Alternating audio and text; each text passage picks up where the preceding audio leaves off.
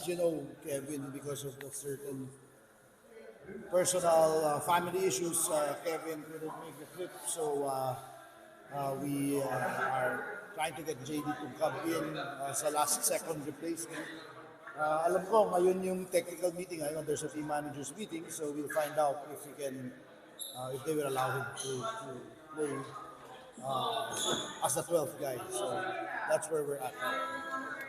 Coach, after several weeks of training, how's the team? How ready are they? I'm sure they're ready. So, the readiness for the season. Any coach naman will always say, you know, we hope that we could have had more time, especially here because the Ravena brothers joined us only on Wednesday, and we left the country on Friday. Same thing with Matthew Wright coming from the States. So that's our biggest concern really, is just how quickly we can assimilate everyone to be able to do the things that we want to do. Secondly, obviously, the other teams, we have noticed how much they have upgraded and strengthened their lineup.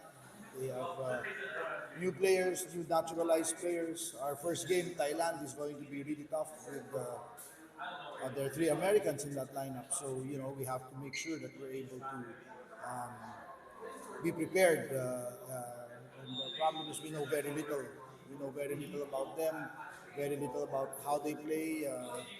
We have a new coach as well, so we can't rely on their past games. So we really have to be able to make a lot of in-game adjustments. Coach, but so far, with Kiefer, knowledgeable naman with your system, how is he assimilating to you and the rest of the players? Yeah, obviously, malaking bagay yung familiarity nila, no?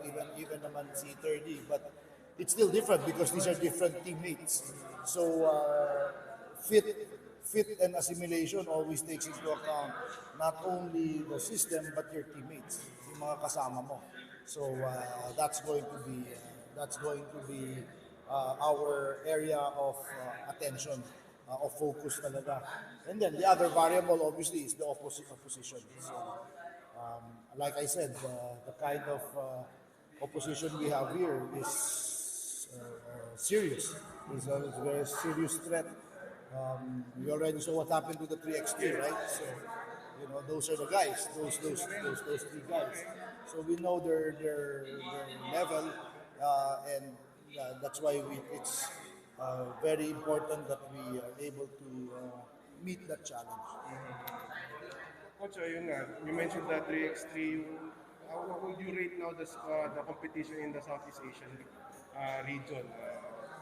You know, in the same manner that in the past, when I took over my very first time as a head coach in the national team, our objective was to get to a level where we are competitive in Asia.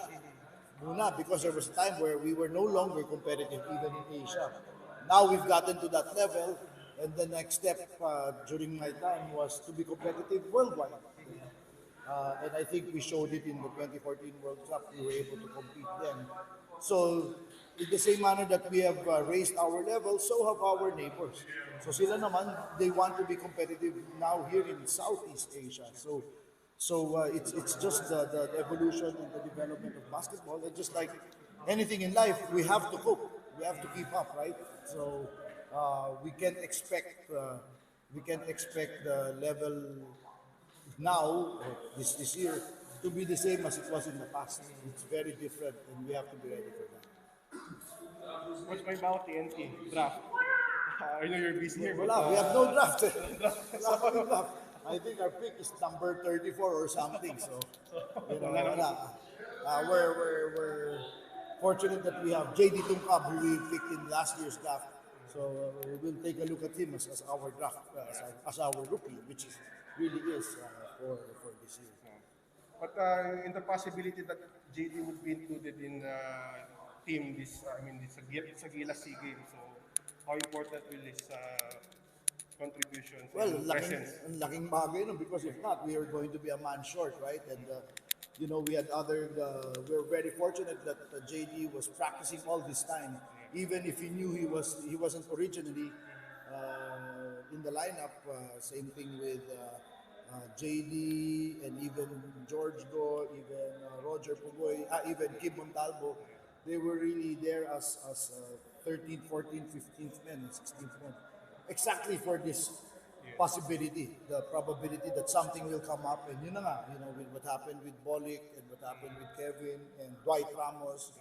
So we're just lucky that we have them as back.